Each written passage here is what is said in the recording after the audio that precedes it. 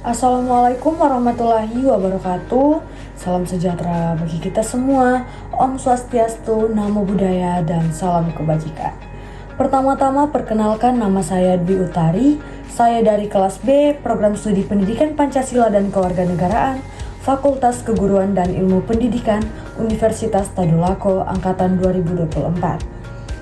Sebelumnya saya ingin berterima kasih kepada Bapak dosen pengampu mata kuliah Pengantar Hukum Indonesia, dengan hormat saya sebut namanya Bapak Dr. Hasdin SPD MPD.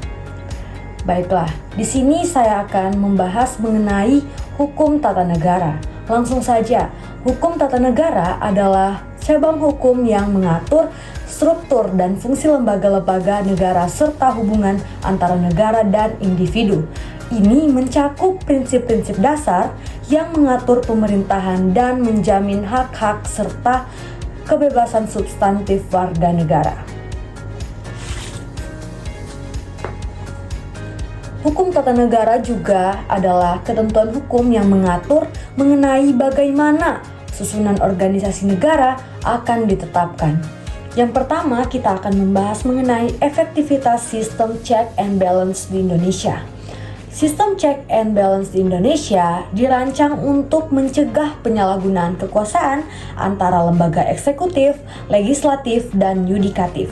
Meskipun ada mekanisme ini, efektivitasnya seringkali terhambat oleh faktor politik, seperti koalisi yang tidak seimbang dan intervensi politik dalam proses hukum.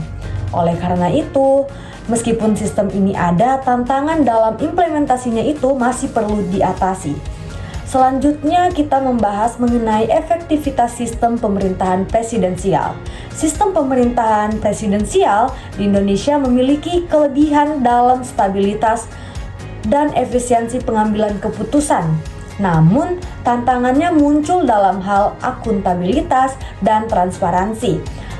Beberapa kritik menyatakan bahwa konsentrasi kekuasaan di tangan presiden dapat mengurangi partisipasi publik dan pengawasan legislatif.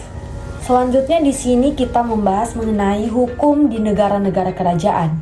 Negara-negara yang menganut sistem kerajaan atau sistem monarki tidak selalu menggunakan hukum tata negara dalam bentuk yang sama seperti negara republik.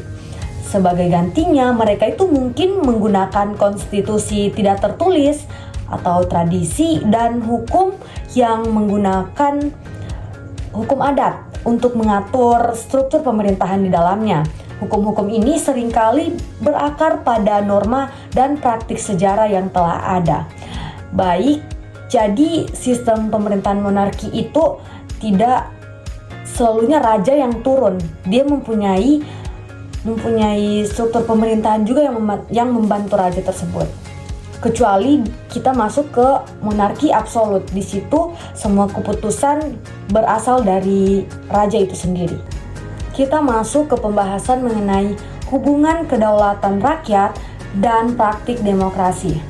Prinsip kedaulatan rakyat di Indonesia menekankan bahwa kekuasaan berasal dari rakyat dan harus dijalankan untuk kepentingan rakyat. Dalam praktik demokrasi, hal ini tercermin dalam pemilihan umum dan partisipasi rakyat. Namun, tantangan seperti korupsi dan kurangnya pendidikan politik dapat menghambat realisasi kedaulatan rakyat secara penuh. Selanjutnya, kita masuk kepada pembahasan peran hukum tata negara dalam mengatasi konflik.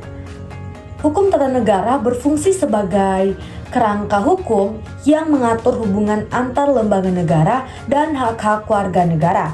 Dalam menghadapi konflik, hukum tata negara dapat memberikan solusi melalui mekanisme penyelesaian sengketa, baik melalui pengadilan maupun mediasi, untuk menjaga stabilitas dan keadilan. Dan yang terakhir, di sini ada pembahasan mengenai dasar filosofi pembagian kekuasaan. Pembagian kekuasaan dalam sistem pemerintahan didasarkan pada prinsip pemisahan kekuasaan yang dikemukakan oleh Montesquieu, yang bertujuan untuk mencegah tirani dan penyalahgunaan kekuasaan di dalamnya. Nah, meskipun pembagian ini bertujuan untuk menciptakan keadilan dan kebenaran, tetapi dalam praktiknya seringkali terdapat ketidakseimbangan yang dapat mengganggu keadilan dan efektivitas pemerintahannya. Mungkin sekian yang bisa saya jelaskan mengenai hukum tata negara. Saya akhiri, wabillahi taufiq wal hidayah. Wassalamualaikum warahmatullahi wabarakatuh. Terima kasih.